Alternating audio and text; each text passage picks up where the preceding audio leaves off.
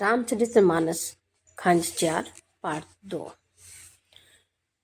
यह सुनकर भृगुवंशमणि परशुराम जी क्रोध के साथ गंभीर वाणी बोले, हे विश्वामित्र, सुनो, यह बालक बड़ा कुबुद्धि और कुटिल है। काल के वश होकर यह अपने कुल का घातक बन रहा है। यह सूर्यवंशी रूपी पूर्णचंद्र का कलंक है। यह बिल्कुल उद्दंड, मूर्ख और निडर है। अभी क्षण भर में यह काल का ग्रास हो जाएगा। मैं पुकार कर कहे देता हूँ, फिर मुझे दोष नहीं है। यदि तुम इसे बचाना चाहते हो तो हमारा प्रताप, बल और क्रोध बतलाकर इसे मना कर दो। लक्ष्मण जी ने कहा, हे मुनि, आपका सुयश आपके रहते दूसरा कौन पूर्ण कर सकता है।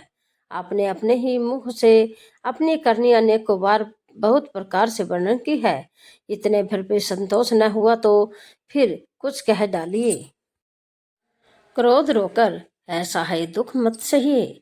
आप वीरता का व्रत धारण करने वाले, धैर्यवान और शोभ रहित हैं। गाली देते शोभा नहीं पाते। सूरवीर तो युद्ध में करनी सूरवीरता का कार्य करते हैं। यह कहकर अपने को नहीं जनाते, शत्रु को युद्ध में उपस्थित पाकर कायर ही अपने प्रताप की ढींग मारा करते हैं। आप तो मानो काल को हाँक लगाकर बार बार उसे मेरे लिए बुलाते हैं। लक्ष्मण जी के कठोर शब्द सुनते ही परशुराम जी ने अपने भयानक फरसे को सुधार कर हाथ में ले लिया और बोले, अब लोग मुझे दोष न दे। यह कड़वा बोलने वाला बालक मारे जाने के योग्य है। इसे बालक देखकर मैंने बहुत बचाया, पर अब यह सचमुच मरने को ही आ गया है। विश्वामित्र जी ने कहा, अपराध क्षमा कीजिए। बालकों के दोष और गुण की साधु लोग नहीं गिनते। परशुराम जी बोले, तीखी धार का कुठार, ओ मैं दया रहित और क्रोधी, और यह गुरुद्रोही और अपराधी मेरे सामने उत्तर दे रहा है। इतने पर भी मैं इसे बिना मारे छोड़ रहा हूँ। सो हे विश्वामित्र, केवल तुम्हारे शील प्रेम से नहीं तो इसे इस कठोर कुठार से काटकर थोड़े ही परिश्रम से गुरु से उरण हो जाता। विश्वामित्र जी ने हृदय में हंसकर कहा, मुनि को हरा ही हरा सूझ रहा है, अर्थात सर्वत्र विजयी होने के कारण ये श्री राम लक्ष्मण को भी साधारण सत्य ही समझ रहे हैं। किंतु यह लोहमयी केवल फौलाद की बनी हुई खांडा खड़ग है। ऊख की रस की खांड नहीं है जो मुंह में लेते ही गल जाए। खेद है, मुनि अब भी बेसमझ बने हुए हैं, इनके प्रभाव को नहीं समझ रहे हैं।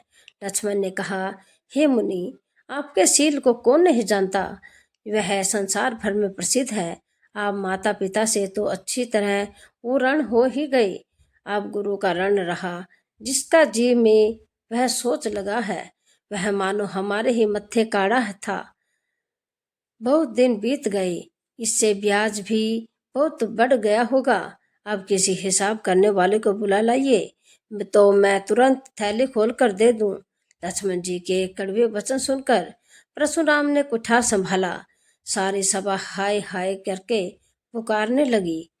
लक्ष्मण जी ने कहा, हे भृगु श्रेष्ठ, आप मुझे फरसा दिखा रहे हैं, पर हे राजाओं के शत्रु, मैं ब्राह्मण समझकर बचा रहा हूँ, तरह दे रहा हूँ। आपको कभी रणधीर बलवान वीर नहीं मिले। हे ब्राह्मण देवता, आप घर में ही बड़े हैं, यह सुनकर अनुचित है, अनुचित है कहकर सब लोग पुकार उठे। तब श्री रघुनाथ जी ने इशारे से लक्ष्मण जी को रोक दिया। लक्ष्मण जी के उत्तर से जो आहुति के समान थे, परशुराम के क्रोध रूपी अग्नि को बढ़ते देखकर रघुकुल के सूर्य श्री रामचंद्र जी जल के समान शांत करने वाले वचन बोले, हे नाथ, बालक पर कृपा कीजिए। इस सीधे और दूध मुहे बच्चे पर क्रोध न कीजिए। यह प्रभु का आपका कुछ भी प्रभाव जानता तो यह बेसमझ आपकी बराबरी करता। बालक यदि कुछ चपलता भी करते हैं तो गुरु, पिता और माता मन में आनंद से भर जाते हैं। अतः इसे छोटा बच्चा और सेवक जानकर कृपा कीजिए। आप तो समदर्शी, सुशील, धीर और ज्ञानी मुनि हैं। श्री रामचंद्र जी के वचन सुनकर वे कुछ ठंडे पड़े। इतने में लक्ष्मण जी कुछ कहकर फिर मुस्कुरा दिए। उनको हंसते देखकर परशुराम के नख से शिखा तक सारे शरीर में क्रोध छा गया। उन्होंने कहा, हे राम, तेरा भाई बड़ा पापी है। यह शरीर सो गोरा, पर हृदय का बड़ा काला है। यह विषमुख है, दूध मुहा नहीं, स्वभाव से ही टेढ़ा है। तेरा अनुसरण नहीं करता। यह नीच मुझे काल के समान नहीं देखता। लक्ष्मण जी ने हंसकर कहा, हे मुनि, सुनिए, क्रोध पाप का मूल है। जिसके वश में होकर मनुष्य अनुचित कर्म कर बैठते हैं और विषय भर के प्रतिकूल चलते हैं, वह सबका अहित करते हैं। हे मुनिराज, मैं आपका दास हूँ। आप क्रोध त्याग कर दया कीजिए। टूटा हुआ धनुष क्रोध करने से जुड़ नहीं जाएगा। खड़े खड़े पैर दुखने लगे होंगे, बैठ जाइए। यदि धनुष अत्यंत ही प्रिय हो तो कोई उपाय किया जाए और किसी बड़े गुणी कारीगर को बुलाकर जुड़वा दिया जाए। लक्ष्मण जी के बोलने से जनक जी डर जाते हैं और कहते हैं, बस चुप रहिए, अनुचित बोलना अच्छा नहीं। जनकपुर के स्त्री पुरुष थर थर कांप रहे हैं और मन ही मन कह रहे हैं कि छोटा कुमार बड़ा ही खोटा है।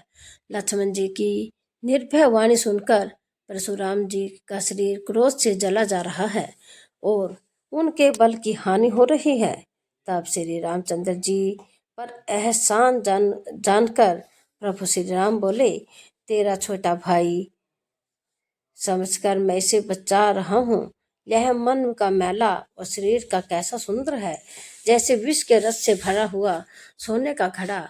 यह सुनकर लक्ष्मण जी फिर हंसे। तब श्री रामचंद्र जी ने तिरछी नजर से उनकी ओर देखा, जिससे लक्ष्मण जी सकुचाकर विपरीत बोलना छोड़कर गुरु के पास चले गए। श्री रामचंद्र जी दोनों हाथ जोड़कर अत्यंत विनय के साथ कोमल और शीतल वाणी बोले, हे नाथ, सुनिए, आप तो स्वभाव से ही सुजान हैं। आप बालक के वचन पर कान न कीजिए, इसे सुना अनसुना कर दीजिए। बड़े और बालक का एक स्वभाव है। संत जन इन्हें कभी दोष नहीं लगाते। फिर उसने तो कुछ काम भी नहीं बिगाड़ा है। हे नाथ, आपका अपराधी तो मैं हूँ। अतः हे स्वामी, कृपा, क्रोध, वध और बंधन जो कुछ करना हो दास की तरह मुझ पर कीजिए, जिस प्रकार से शीघ्र आपका क्रोध दूर हो। हे मुनिराज, बताइए, मैं वही उपाय करूं। मुनि ने कहा, हे राम, क्रोध कैसे जाए। अब भी तेरा छोटा भाई टेढ़ा ही ताक रहा है। इसकी गर्दन पर मैंने कुठार न चलाया तो क्रोध करके किया ही क्या। मेरे जिस कुठार की घोर करनी सुनकर राजाओं की स्त्रियों के गर्भ गिर जा पड़ते हैं, उसी फरसे के रहते मैं इस शत्रु राजपुत्र को जीवित देख रहा हूँ। हाथ चलता नहीं, क्रोध से छाती जली जाती है। राजाओं का घातक यह कुठार भी कुंठित हो गया। विधाता विपरीत हो गया। इससे मेरा स्वभाव बदल गया। नहीं तो भला मेरे हृदय में किसी समय भी कृपा कैसी। आप दया मुझे यह दुख सहा रही है। यह सुनकर लक्ष्मण जी ने मुस्कुराकर सिर नवाया और कहा, आपकी कृपा रूपी वायु भी आपकी मूर्ति के अनुकूल ही है। वचन बोलते हैं मानो फूल झड़ रहे हैं। हे मुनि, यदि कृपा करने से आपका शरीर चला जाता है तो क्रोध होने पर तो शरीर की रक्षा विधाता ही करेंगे। प्रभु परशुराम ने कहा, हे जनक, देख, यह मूर्ख बालक हठ करके यमपुरी में घर करना चाहता है। इसको शीघ्र आंखों की ओट क्यों नहीं करते। यह राजपुत्र देखने में छोटा है पर है बड़ा खोटा। लक्ष्मण जी ने हंसकर मन ही मन कहा, आंख मूंद लेने पर कहीं कोई नहीं है। तब परशुराम जी हृदय में अत्यंत क्रोध भरकर श्री रामचंद्र जी से बोले, अरे सठ, तू शिव जी का धनुष तोड़कर उल्टा हमें को ज्ञान सिखलाता है। तेरा यह भाई तेरी ही सम्मति से कटु वचन बोलता है और तू छल से हाथ जोड़कर विनय करता है। या तो युद्ध में मेरा संतोष कर, नहीं तो राम कहलाना छोड़ दे। अरे शिवद्रोही, छल त्याग कर मुझसे युद्ध कर, नहीं तो भाई सहित तुझे मार डालूंगा।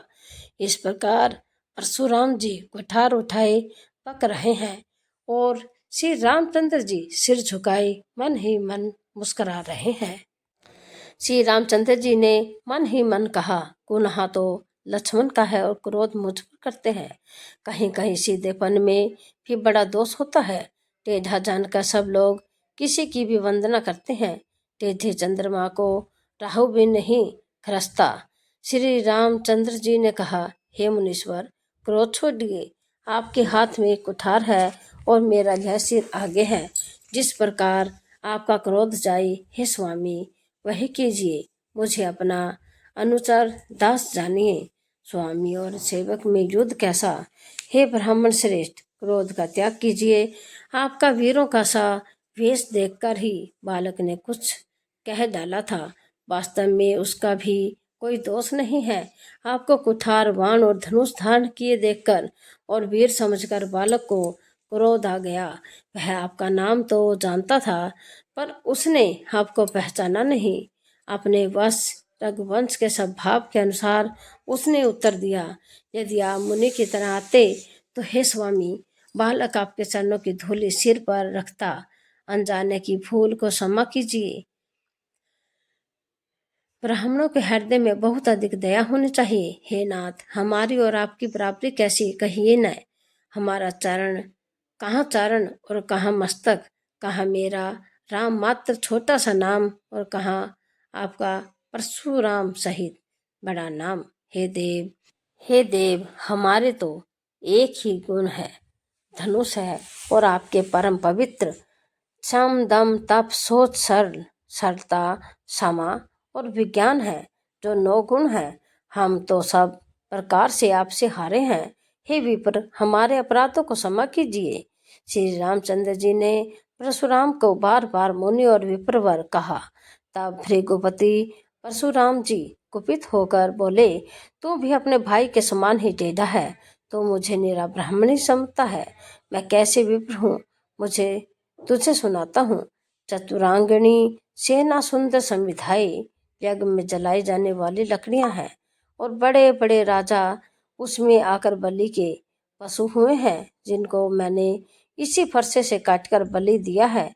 ऐसे करोड़ों जप युक्त रण यज्ञ किए गए हैं, अर्थात जैसे मनोच्चारण पूर्वक स्वाहा शब्द के साथ आहुति दी जाती है, उसी प्रकार मैंने पुकार कर राजाओं की बलि दी है। मेरा प्रभाव तुझे मालूम नहीं है, इसी से तू ब्राह्मण के धोखे मेरा निरादर करके बोल रहा है। धनुष तोड़ डाला, इससे तेरा घमंड बहुत बढ़ गया है। ऐसा अहंकार है तो मानो संसार को जीत कर खड़ा है। श्री रामचंद्र जी ने कहा, हे मुनि, विचार कर बोलिए। आपका क्रोध बहुत बड़ा है और मेरी भूल बहुत छोटी है। पुराना धनुष था, छूते ही टूट गया। मैं किस कारण अभिमान करूं। हे भृगुनाथ, यदि हम सचमुच ब्राह्मण कहकर निरादर करते हैं तो यह सत्य सुनिए। फिर संसार में ऐसा कौन योद्धा है जिसे हम डर के मारे मस्तक नवाएं। दैत्य, देवता, राजा या और बहुत से योद्धा, वे चाहे बल में हमारे बराबर हो, चाहे अधिक बलवान हो, यदि रण में हमें कोई भी ललकारे तो हम उससे सुखपूर्वक लड़ेंगे, चाहे काल ही क्यों न हो। सत्य का शरीर धरकर जो युद्ध में डर गया, उस नीच ने अपने कुल पर कलंक लगा दिया। मैं स्वभाव से ही कहता हूँ, कुल के प्रशंसा करके ही श्री रघुवंशी रण में काल से भी नहीं डरते। ब्राह्मण वश की ऐसी ही प्रभुता यानी महिमा है कि जो आपसे डरता है वह सबसे निर्भय हो जाता है। परशुराम ने कहा, हे राम, हे लक्ष्मीपति, धनुष को हाथ में लीजिए और इसे खींचिए, जिससे मेरा संदेह मिट जाए। परशुराम जी धनुष देने लगे, तब वह आप ही चला गया। तब परशुराम के मन में बड़ा आश्चर्य हुआ। तब उन्होंने श्री राम का प्रभाव जाना, जिसके कारण उनका शरीर पुलकित और प्रफुल्लित हो गया। वे हाथ जोड़कर वचन बोले, प्रेम उनके हृदय में समाता न था। हे रघुकुल रूपी कमल वन के सूल्य, हे राक्षसों के कुल रूपी घने जंगल को जलाने वाले अग्नि आपकी जय हो। हे देवता ब्राह्मण और गो का हित करने वाले आपकी जय हो। हे मद मोह क्रोध और भ्रम के हरने वाले आपकी जय हो। हे विनयशील कृपा आदि गुणों के समुद्र और वचनों की रचना में अत्यंत चतुर आपकी जय हो। हे सेवकों को सुख देने वाले सब अंगों से सुंदर और शरीर में करोड़ों कामदेवों की छवि धारण करने वाले आपकी जय हो। मैं एक मुख से आपकी क्या प्रशंसा करूं। हे महादेव जी के मन रूपी मानसरोवर के हंस आपकी जय हो। मैंने अनजाने में आपको बहुत से अनुचित वचन कहे। हे क्षमा के मंदिर दोनों भाई मुझे क्षमा कीजिए। हे रघुकुल के पताका स्वरूप श्री रामचंद्र जी आपकी जय हो, जय हो, जय हो, जय हो। ऐसा कहकर प्रभु जी तप के लिए वन को चले। देवताओं ने नगाड़े बजाए, वे प्रभु के ऊपर फूल बरसाने लगे। जनकपुर के स्त्री पुरुष सब हर्षित हो गए। उनका मुंह में अज्ञान से उत्पन्न शूल मिट गया। खूब जोर से बाजे बजने लगे। सभी ने मनोहर मंगल साज सजे। सुंदर मुख और सुंदर नेत्रों वाली तथा कोयल के समान मधुर बोलने वाली स्त्रियां झुंड के झुंड मिलकर सुंदर गान करने लगी। जनक जी के सुख का वर्णन नहीं किया जा सकता, मानो जन्म का दरिद्री धन का खजाना पा गया हो। सीता जी के भय जाता रहा। वे ऐसी सुखी हुई जैसे चंद्रमा के उदय होने से चकोर की कन्या सुखी होती है। जनक जी ने विश्वामित्र जी को प्रणाम किया और कहा, प्रभु ही की कृपा से श्री रामचंद्र जी ने धनुष तोड़ा है। दोनों भाइयों ने मुझे कृतार्थ कर दिया है। हे स्वामी, अब जो उचित हो सो कहिए। मुनि ने कहा, हे चतुर नरेश, सुनो। जो तो विवाह धनुष के अधीन था, धनुष के टूटते ही विवाह हो गया। देवता मनुष्य और नाग सब किसी को यह मालूम है, तथापि तुम जाकर अपने कुल का जैसा व्यवहार हो, ब्राह्मणों कुल के बुद्धों और गुरुओं के पूछकर जो और वेदों में वर्णित जैसा आचार हो वैसा करो। जाकर अयोध्या को दूत भेजो जो राजा दशरथ को बुला लाए। राजा ने प्रसन्न होकर कहा, हे कृपालु, बहुत अच्छा। और उसी तरह उसी समय दूतों को बुलाकर भेज दिया। फिर सब महाजनों को बुलाया और सबने आकर राजा को आदरपूर्वक सिर नवाया।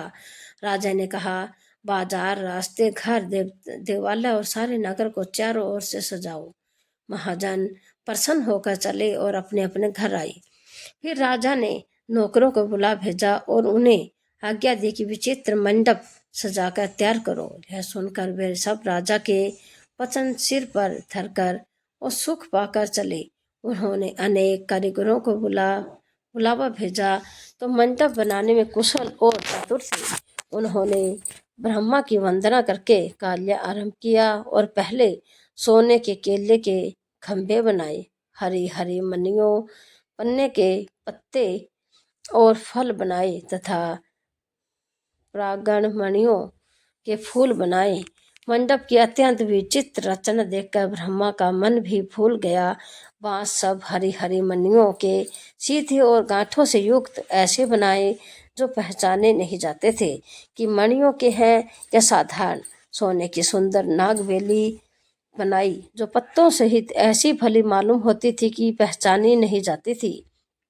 उसी नागबेली के रचकर और पच्ची कारी करके बंधन बांधने के रस्सी बनाए। बीच बीच में मोतियों की सुंदर झालरें हैं।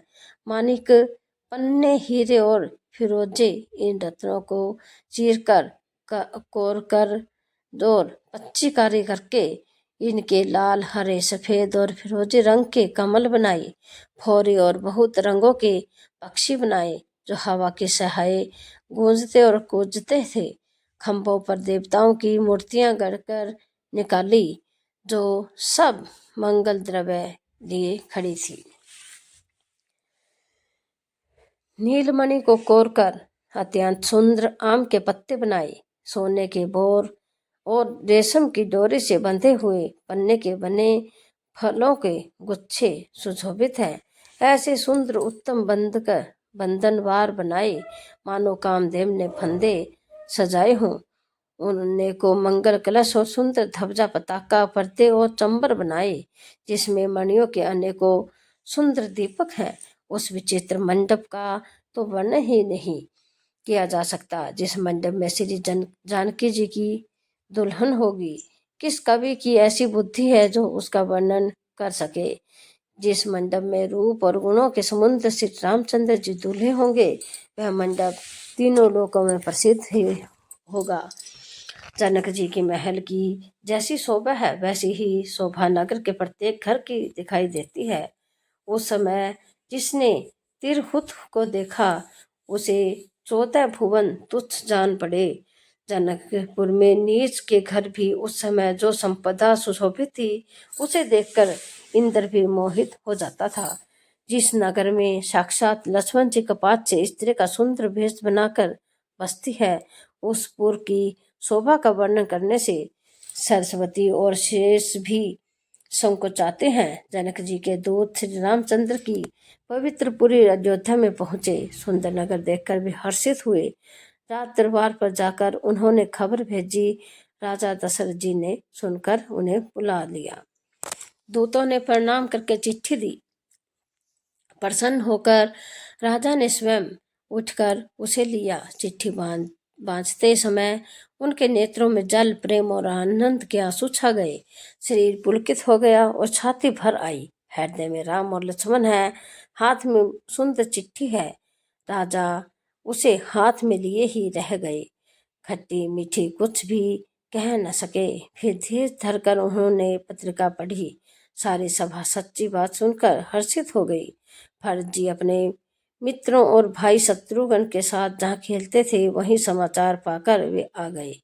बहुत प्रेम से संकोचाते हुए पूछते हैं, पिताजी चिट्ठी कहाँ से आई है? हमारे प्राणों से प्यारे दोनों भाई कहिए सुकुशल तो हैं, और वे किस देश में हैं? स्नेह से सने यह वचन सुनकर राजा ने फिर से चिट्ठी पढ़ी।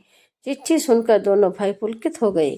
स्नेह इतना अधिक हो गया कि वह समाता नहीं। भरत जी का पवित्र प्रेम देखकर सारी सभा ने विशेष सुख पाया। तब राजा दूतों को पास बैठाकर मन को हरने वाले मीठे वचन बोले, भैया कहो, दोनों बच्चे कुशल से तो हैं? तुमने अपनी आंखों से उन्हें अच्छी तरह देखा है न? सावले और गोरे शरीर के वाले, वे धनुष और तरकस धारे किए रहते हैं। किशोर अवस्था है, विश्वामित्र मुनि के साथ हैं। तुम उनको पहचानते हो तो उनका स्वभाव बताओ। राजा प्रेम के विशेष वश होने से बार बार इस प्रकार कह रहे हैं।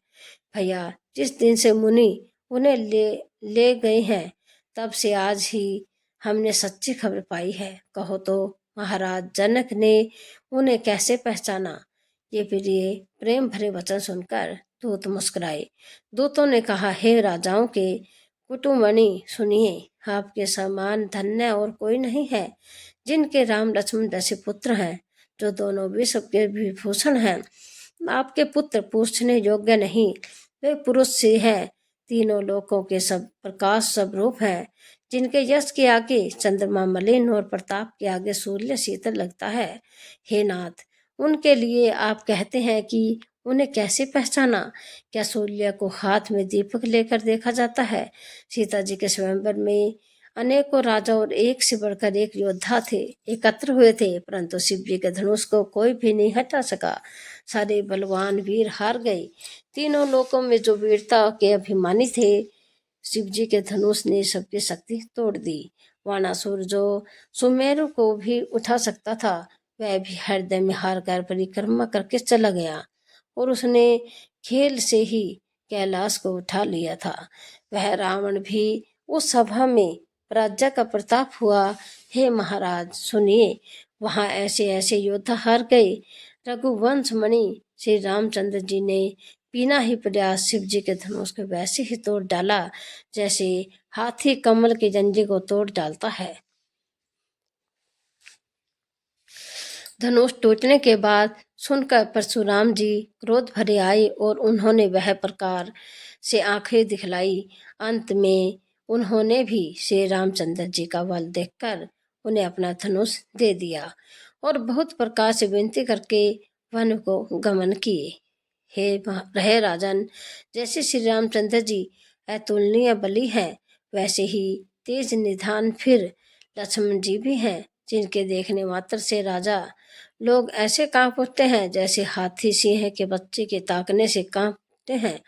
हे देव, आपके दोनों बालकों को देखने के बाद अब आंखों के नीचे कोई आता ही नहीं, हमारी दृष्टि में पर कोई चढ़ता ही नहीं। प्रेम, प्रताप और वीर रस में पगी हुई दूतों की वचन रचना सबको बहुत प्रिय लगी।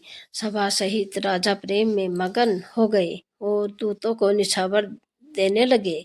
उन्हें निछावर देते देखकर क्या नीति विरुद्ध है, ऐसा कहकर दूत अपने हाथों से कान मूंदने लगे।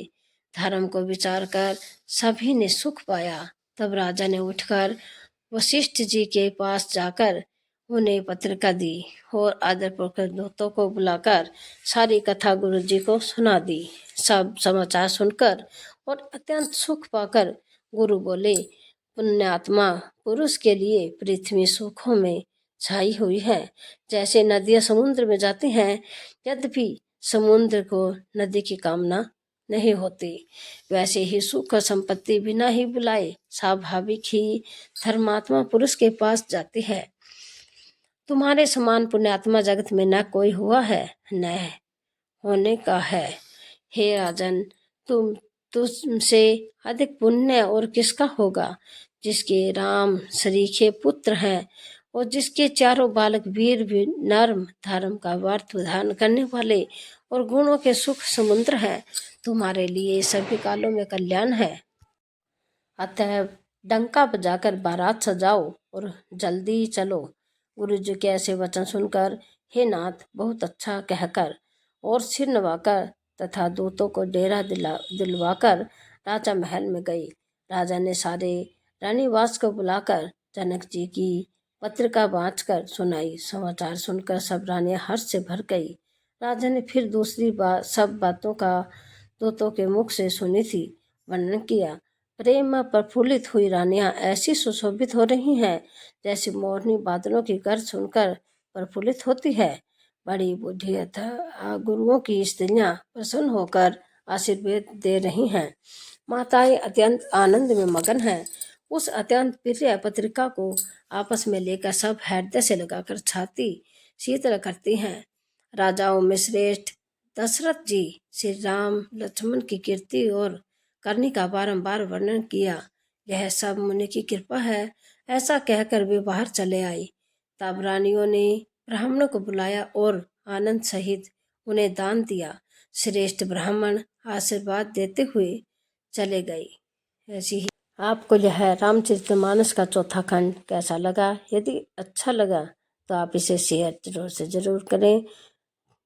कल फिर मिलते हैं अगले खंड के साथ। तब तक के लिए जय श्री राम। धन्यवाद।